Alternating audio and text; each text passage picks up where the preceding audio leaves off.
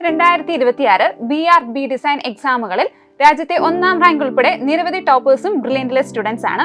അപ്പം ഈ ഒരു എക്സാമിന്റെ ഏറ്റവും ഇമ്പോർട്ടന്റ് ആയിട്ടുള്ള ഒരു പാർട്ടാണ് നമ്മുടെ ഡ്രോയിങ് എന്ന് പറയുന്നത്. അപ്പോൾ ആ ഒരു സെഷനെ കുറിച്ച് നമുക്ക് കൂടുതൽ കാര്യങ്ങൾ മനസ്സിലാക്കി തരാനായിട്ട് നമ്മുടെ സച്ചിൻ സാറ് നമ്മുടെ കൂടെയുണ്ട്. സാറ് ബ്രില്യൻറ്റിലെ ഡ്രോയിങ് ആൻഡ് ഡിസൈൻ ഫാക്കൽറ്റി ആണ്. സാർ നമസ്കാരം. നമസ്കാരം. സാറിനെ ഒന്ന് ഇൻട്രൊഡ്യൂസ് ചെയ്യാവോ? ഹായ്, ഞാൻ സച്ചിൻ പ്രശാന്ത്. ഞാനൊരു സ്റ്റോറി ബോർഡ് ആർട്ടിസ്റ്റാണ്, ക്യാരക്ടർ ഡിസൈനറാണ്. ഇനീഷ്യലി ഞാൻ ഗെയിമിംഗ് ഫീൽഡിലായിരുന്നു.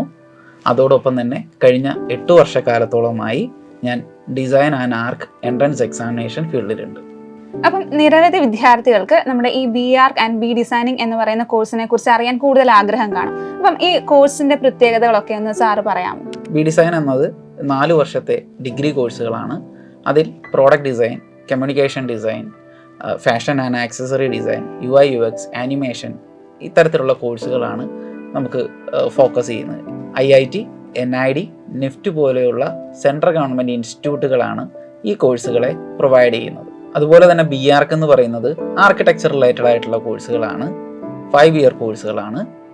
SPAs അതേപോലെ തന്നെ NITs ഒക്കെയാണ് ഏറ്റവും പ്രധാനപ്പെട്ട കോളേജുകൾ. സാർ, അപ്പോൾ ഈ UCയുടെ എക്സാം വഴി IIT-കളിൽ B ഡിസൈനിങ്ങും അതുപോലെ തന്നെ NID, NIFT ഇൻസ്റ്റിറ്റ്യൂട്ട്സിലൊക്കെ പ്രവേശനം നേടാനും ഒക്കെ നമുക്ക് പറ്റും. അപ്പോൾ ഈ ഒരു എക്സാമിൽ, UCയുടെ എക്സാമിൽ ഡ്രോയിങ് എന്ന് പറയുന്നത് ഇമ്പോർട്ടൻ്റ് ആയിട്ടുള്ള ഒരു പാർട്ടാണ്. അപ്പം കഴിഞ്ഞ വർഷം 2026 UCയുടെ എക്സാമിലാണെങ്കിലും ബ്രില്യൻറ്റിലെ ഒരു സ്റ്റുഡൻറ്റ് 100-ൽ 88 മാർക്ക് വാങ്ങിയിരുന്നു. അപ്പോൾ ഈ ഒരു UCയുടെ എക്സാമിൽ നമ്മുടെ ഈ ഡ്രോയിങ് പാർട്ടിനുള്ള ആ ഒരു ഇമ്പോർട്ടൻസിനെ കുറിച്ചൊന്ന് പറയാമോ? അതെ, ഡിസൈൻ എൻട്രൻസ് എക്സാമുകളിൽ ഡ്രോയിങ് എന്ന് പറയുന്നത് അല്ലെങ്കിൽ ഡിസൈൻ എന്ന് പറയുന്നത് വളരെ ഇമ്പോർട്ടൻ്റ് ആയിട്ടൊരു പാർട്ടാണ്. അതിൽ എക്സ്പെഷ്യലി നമ്മൾ UCയുടെ കുറിച്ച് പറയുകയാണെന്നുണ്ടെങ്കിൽ UCയിൽ പ്രധാനമായും 2 ക്വസ്റ്റ്യൻസ് ആണ് ഡ്രോയിങ്ങിന് വേണ്ടിയിട്ട് ഉണ്ടാവുക. മൊത്തം 300 മാർക്കിൻ്റെ ക്വസ്റ്റ്യൻസ് ആണ്. 3 മണിക്കൂർ എക്സാമാണ്. അതിൽ 200 മാർക്കിൻ്റെ ക്വസ്റ്റ്യൻസ് ആപ്റ്റിറ്റ്യൂഡ് ക്വസ്റ്റ്യൻ ആയിരിക്കും, 2 മണിക്കൂറായിരിക്കും ഉണ്ടാവുക. 100 മാർക്കിൻ്റെ ക്വസ്റ്റ്യൻ ഡ്രോയിങ്ങിൻ്റെ ക്വസ്റ്റ്യൻ ആയിരിക്കും, 1 മണിക്കൂറായിരിക്കും ഉണ്ടാവുക. അതിൽ 2 ക്വസ്റ്റ്യൻസ് ആണ് ഡ്രോയിങ്ങിന് വേണ്ടി നമുക്ക് ഉണ്ടാവുക. അതിൽ തന്നെ ഡ്രോയിങ്ങിൻ്റെ പ്രധാനപ്പെട്ട ക്വസ്റ്റ്യൻസ് എന്ന് പറയുന്നത് കഴിഞ്ഞ കുറച്ച് വർഷക്കാലമായി നമ്മൾ കണ്ടുവരുന്നത് 2 തരത്തിലുള്ള ക്വസ്റ്റ്യൻസ് ആണ്. ഒരു പേഴ്സ്പെക്റ്റീവ് ഓറിയൻറ്റഡ് ആയിട്ടുള്ള സീൻ ഡ്രോയിങ് ക്വസ്റ്റ്യനും അതേപോലെ തന്നെ ഒരു പ്രോബ്ലം സോൾവിങ് ബേസ്ഡ് ആയിട്ടുള്ള പ്രോഡക്റ്റ് ഡിസൈൻ ക്വസ്റ്റ്യൻസുമാണ് ഉണ്ടാവാറ്. ഇപ്പോൾ 2026 ക്വസ്റ്റ്യൻ നോക്കുകയാണെന്നുണ്ടെങ്കിൽ തന്നെ ഈ വർഷം വന്നിരിക്കുന്ന ഒരു സീൻ ഡ്രോയിങ്ങിൻ്റെ ഒരു ക്വസ്റ്റ്യൻ ഞാനൊന്ന് എക്സ്പ്ലെയിൻ ചെയ്യാം. സീൻ ഡ്രോയിങ്ങിൻ്റെ ക്വസ്റ്റ്യൻ എന്ന് പറയുന്നത് ഒരു കുട്ടി, 8 വയസ്സോളം പ്രായമുള്ള ഒരു കുട്ടി, ആ ഒരു കുട്ടിയുടെ ഡോഗുമായി നടക്കാൻ ഇറങ്ങിയിരിക്കുകയാണ്. ഒരു പാർക്കിലൂടെയാണ് നടക്കാൻ ഇറങ്ങുന്നത്. സോ പെട്ടെന്നൊരു ശബ്ദം കേൾക്കുന്നു. ആ ഒരു സാഹചര്യത്തിൽ ഡോഗ് ആ ലീഷ് കയ്യിൽ പിടിച്ചിരിക്കുന്നുണ്ട്. ഡോഗ് പെട്ടെന്ന് തിരിഞ്ഞു നോക്കുന്നു. അപ്പോൾ ഡോഗിൻ്റെ പേഴ്സ്പെക്റ്റീവിൽ ഡോഗ് കാണുന്നതായി ഇമാജിൻ ചെയ്തിട്ട് എന്താണോ ഡോഗ് കാണുന്നത് അതിനെ വരയ്ക്കുക എന്നാണ് പറഞ്ഞിരിക്കുന്നത്. ഇപ്പോൾ പ്രധാനമായിട്ടും ഈ ഒരു ക്വസ്റ്റിനകത്ത് നമ്മൾ ശ്രദ്ധിക്കേണ്ടതെന്ന് പറഞ്ഞു കഴിഞ്ഞാൽ 8 വയസ്സുള്ള ഒരു കുട്ടി എന്നതിനകത്ത് കൃത്യമായി മെൻഷൻ ചെയ്തിട്ടുണ്ട്. അപ്പോൾ നമ്മൾ നോക്കേണ്ട ഒരു കാര്യം, ഒരു ഫ്രെയിം നമ്മൾ വരയ്ക്കുമ്പോൾ 8 വയസ്സുള്ള ഒരു കുട്ടി, 8 വയസ്സുള്ള കുട്ടിക്ക് എത്രത്തോളം ഹൈറ്റ് ഉണ്ടാവും, എത്ര ഫീറ്റ് ഹൈറ്റ് ഉണ്ടാവാം, ആ കുട്ടിയെ ഡിപ്പെൻഡ് ചെയ്യുന്നിടത്തോളം ആൾ കൊണ്ട് നടക്കുന്ന ഡോഗ് എത്രത്തോളം ഹൈറ്റ് ഉള്ളതായിരിക്കാം. ഏത് ഡോഗും ആകാം അല്ലേ? ഏത് ഡോഗ് ആയാലും അതിൻ്റെ ഒരു കോമൺ ഹൈറ്റിനെ നമ്മൾ നോക്കുന്നു. ആ ഒരു ഹൈറ്റിനെ നമ്മൾ കുട്ടിയുടെ ഹൈറ്റുമായിട്ട് കണക്ട് ചെയ്യുന്നു. അതിൻ്റെ ഒരു റിലേറ്റീവ് പ്രപ്പോർഷൻ നോക്കുന്നു. അതിനെ ഡിപ്പെൻഡ് ചെയ്തുകൊണ്ട് വേണം നമ്മൾ അവിടെ ഐ ലെവൽ മാർക്ക് ചെയ്യാനായിട്ട്. ആ ഐ ലെവലിനെ ഡിപ്പെൻഡ് ചെയ്തുകൊണ്ട് നമ്മൾ ഓവറോൾ ആ സീൻ വരയ്ക്കുന്നു. അവിടെ ഓൾറെഡി നമ്മളോട് പറഞ്ഞിട്ടുണ്ട്, ഒരു പാർക്കാണ് ഈ സീൻ നടക്കുന്ന ഒരു സ്പേസ് എന്ന് പറയുന്നത്. സോ ആ പാർക്കിൻ്റേതായിട്ടുള്ള ബാക്ക്ഗ്രൗണ്ട്സ് നമ്മൾ ആഡ് ചെയ്തുകൊണ്ട് നമ്മുടെ വർക്ക് കംപ്ലീറ്റ് ചെയ്യുകയാണ് ചെയ്യേണ്ടത്. സോ നമ്മൾ ആ ക്വസ്റ്റിനെ എങ്ങനെയെങ്കിലും വരയ്ക്കുക എന്നുള്ളതല്ല, അവർ പറഞ്ഞിട്ടുള്ള കൃത്യമായ കാര്യങ്ങൾ കൃത്യമായിട്ട് ആ ക്വസ്റ്റിനെ അനലൈസ് ചെയ്ത് പ്രസൻറ്റ് ചെയ്ത് കഴിഞ്ഞാൽ മാത്രമാണ് നമുക്ക് പ്രോപ്പറായിട്ടുള്ള മാർക്കിലേക്ക് കിടക്കാനായിട്ട് പറ്റുക. രണ്ടാമത്തെ ക്വസ്റ്റ്യൻ എന്ന് പറയുന്നത് ഒരു പ്രോഡക്റ്റ് ഡിസൈൻ ബേസ്ഡ് ആയിട്ടുള്ള ക്വസ്റ്റ്യൻ ആയിരുന്നു. ഒരു പ്രോബ്ലം സോൾവിങ് ബേസ്ഡ് ആയിട്ടുള്ള ഒരു ക്വസ്റ്റ്യൻ ആയിരുന്നു.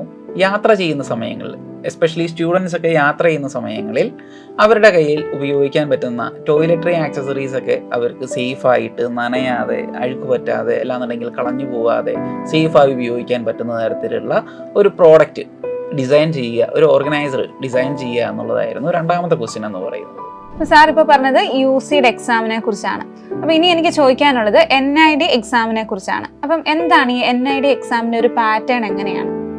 NID എക്സാമിൻ്റെ ഒരു പാറ്റേൺ അങ്ങനെ നമുക്ക് പ്രെഡിക്റ്റ് ചെയ്യാൻ പറ്റുന്ന ഒന്നല്ല. ലൈക്ക് ഇപ്പോൾ UCയുടെ പറഞ്ഞ പോലെ എനിക്ക് കൃത്യമായി പറയാൻ പറ്റും UCയിൽ എന്താണ് വരുന്നത്, എത്രത്തോളം ക്വസ്റ്റ്യൻസ് വരും, അതിൻ്റെ വെയിറ്റേജ് എന്താണ്, ഇങ്ങനെയുള്ള കാര്യങ്ങൾ വളരെ വ്യക്തമായി നമുക്ക് പറയാൻ പറ്റും. NID അങ്ങനെ പറയാൻ പറ്റുന്ന ഒന്നല്ല.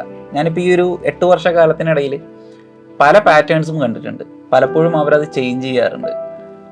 ചില സമയങ്ങൾ സാധാരണഗതിയിൽ ആപ്റ്റിറ്റ്യൂഡ് ക്വസ്റ്റ്യൻസും അതേപോലെ തന്നെ ഡിസൈൻ ക്വസ്റ്റ്യൻസും രണ്ടും ഇൻക്ലൂഡ് ചെയ്തുകൊണ്ടാണ് NID എക്സാം നടന്നിരുന്നത്. ഈ വർഷം മുതൽ അതിലൊരു ചേഞ്ച് വന്നിട്ടുണ്ട്. ഈ ഒരു വർഷത്തെ പാറ്റേൺ എന്ന് പറയുന്നത് ആപ്റ്റിറ്റ്യൂഡ് പാർട്ടിനെ പൂർണ്ണമായും ഒഴിവാക്കി മുഴുവനായ ഡ്രോയിങ് എക്സാമുകൾ മാത്രമായിരുന്നു ഈ 3 മണിക്കൂർ എക്സാമും ഉണ്ടായിരുന്നത്. അതിനകത്തൊരു വ്യത്യാസം വന്നിട്ടുണ്ട്. മുൻകാലങ്ങളിൽ ആപ്റ്റിറ്റ്യൂഡിൻ്റെയും ഡിസൈൻ്റെയും വന്നിട്ടുള്ള ഫസ്റ്റ് പാർട്ട് ക്വസ്റ്റ്യൻസ് നമ്മുടെ റാങ്കിൻ്റെ ഒരു ഭാഗമായിരുന്നു.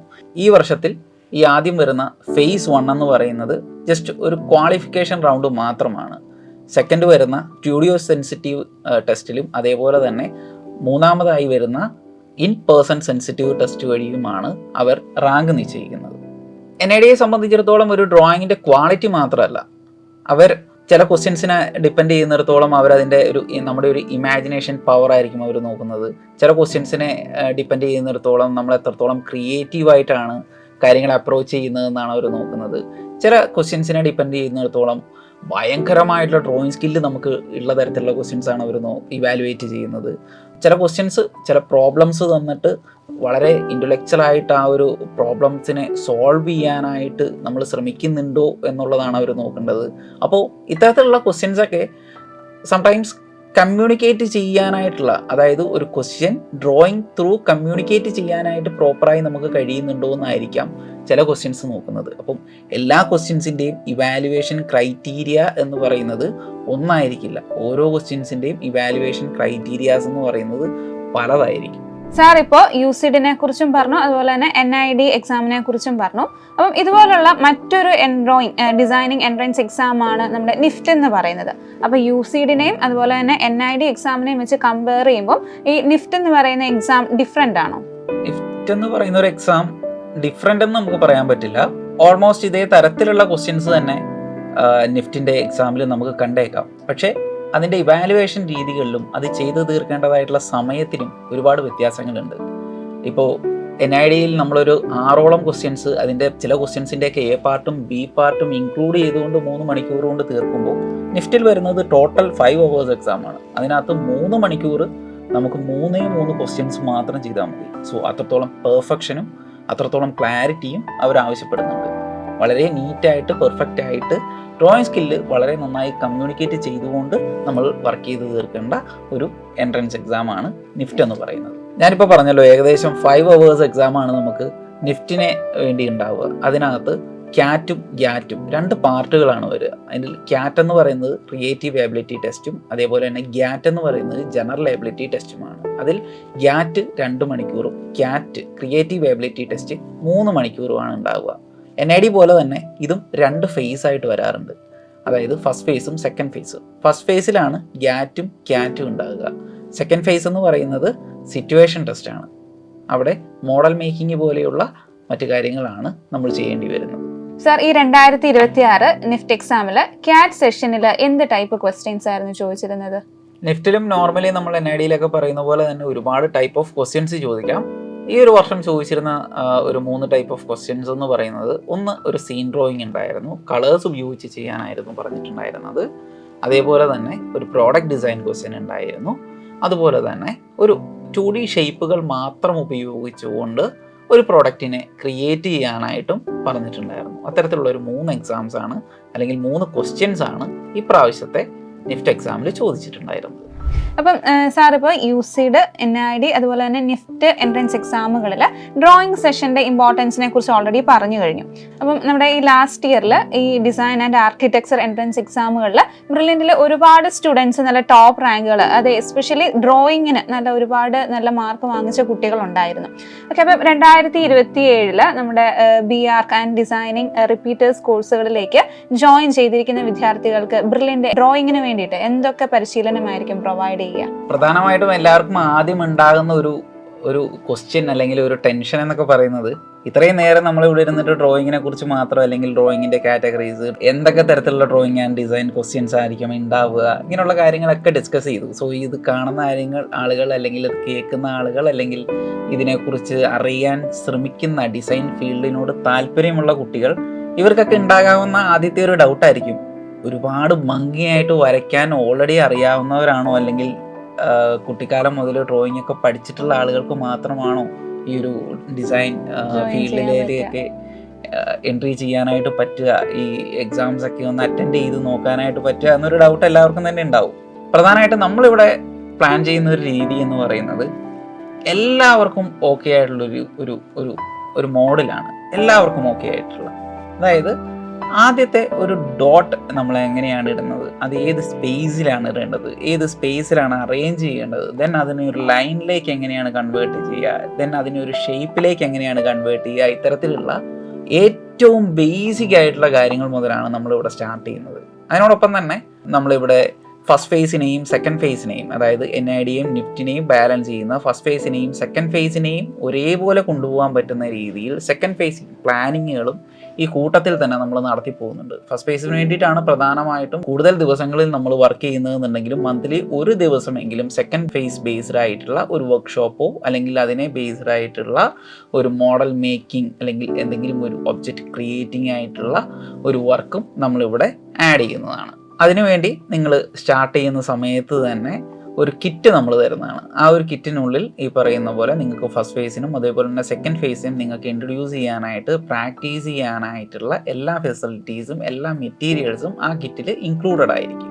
മാത്രമല്ല നമുക്കിവിടെ ഡിഫറെൻ്റ് ആയിട്ടുള്ള ഔട്ട്ഡോർ സെഷൻസ് ഉണ്ട്. ഔട്ട്ഡോർ സെഷൻസ് എന്ന് പറയുന്നതും പല കാര്യങ്ങൾ പല പർപ്പസിനെ ഡിപ്പെൻഡ് ചെയ്തിട്ടാണ്. എല്ലാ പ്രാവശ്യവും നമ്മൾ ഔട്ട്ഡോർ പോകുന്നത് അവിടെ കാണുന്ന എന്തെങ്കിലും ഒരു കാര്യത്തെ നോക്കി വരയ്ക്കുക എന്നുള്ള ഉദ്ദേശത്തോടു കൂടി മാത്രമല്ല, ഓരോ പ്രാവശ്യവും നോക്കി വരയ്ക്കുകയാണെന്നുണ്ടെങ്കിലും അതിൽ ഓരോ പർപ്പസ് ആയിരിക്കും, ഓരോ രീതിയിലായിരിക്കും, ഓരോ എയിം വെച്ചിട്ടായിരിക്കും നമ്മൾ കാര്യങ്ങളെ വരച്ചു പോകുന്നത്. അപ്പം ഡിഫറെൻ്റ് ആയിട്ടുള്ള ഔട്ട്ഡോർ സെഷൻസും നമ്മൾ അറേഞ്ച് ചെയ്തിട്ടുണ്ട്. ദെൻ നമ്മുടെ ക്ലാസ്സിൽ ഇതുവരെ ഉണ്ടായിരുന്ന പ്രീവിയസ് ഇയർ ക്വസ്റ്റ്യൻസ് എല്ലാം തന്നെ നമ്മൾ ഡിസ്കസ് ചെയ്തു പോകുന്നതാണ്. പിന്നെ പ്രധാനമായിട്ടും എടുത്തു പറയേണ്ട ഒരു കാര്യമാണ് നമ്മുടെ ബ്രില്യൻറ്റിൻ്റെ മോക്ക് ടെസ്റ്റുകൾ എന്ന് പറയുന്നത്.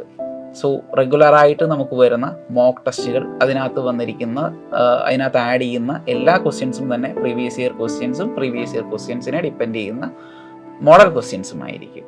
ഓക്കെ, അപ്പോൾ ആദ്യം നമ്മൾ പറഞ്ഞ പോലെ തന്നെ നിങ്ങൾക്ക് ഡ്രോയിങ്ങിൽ എന്തെങ്കിലും ബുദ്ധിമുട്ടുകൾ അനുഭവപ്പെടുന്നുണ്ട്, അല്ലാന്നുണ്ടെങ്കിൽ ഡിസൈൻ ചെയ്യുന്ന സമയങ്ങളിൽ പ്രാക്ടിക്കലായിട്ടുള്ള എന്തെങ്കിലും ഇഷ്യൂസ് ഉണ്ട് എന്നുള്ള കാര്യങ്ങളെ ഡിപ്പെൻഡ് ചെയ്തിട്ടൊന്നും നിങ്ങൾ പേടിക്കുകയേ വേണ്ട. നിങ്ങളെപ്പോലുള്ള ഒരുപാട് കുട്ടികളെ അവരുടെ ഡ്രീം കോളേജുകളിലേക്ക് ഒരുപാട് പ്രാവശ്യം കയറ്റി വിട്ട എക്സ്പീരിയൻസ് ഞങ്ങൾക്കുണ്ട്. സോ നിങ്ങൾക്ക് വേണ്ടിയിട്ടുള്ള എല്ലാ ഫെസിലിറ്റീസും ഇവിടെ അവൈലബിൾ ആണ്. ധൈര്യമായിട്ട് നിങ്ങൾക്ക് ഇവിടേക്ക് പോരാം. അപ്പം ഇതുപോലുള്ള എൻട്രൻസ് എക്സാമുകളിൽ നമ്മുടെ ഡ്രോയിങ്ങിന്റെ ഇമ്പോർട്ടൻസിനെ കുറിച്ച് വളരെ ഡീറ്റെയിൽഡ് ആയിട്ട് തന്നെ സാർ ഓരോ കാര്യങ്ങളും പറഞ്ഞു തന്നിട്ടുണ്ട്. അപ്പോൾ ഈ 2027 VR and B designing repeaters കോഴ്സുകളിലേക്കുള്ള അഡ്മിഷൻ തുടർന്നുകൊണ്ടിരിക്കുകയാണ്. ഓക്കെ, അപ്പോൾ നമ്മുടെ കൂടെ ഈ ഇന്റർവ്യൂവിന് നമുക്ക് എല്ലാ കാര്യങ്ങളും പറഞ്ഞു തന്ന സച്ചിൻ സാറിന് once again thank you. Brilliant Study Center, India's #1 coaching center for NEET and JEE.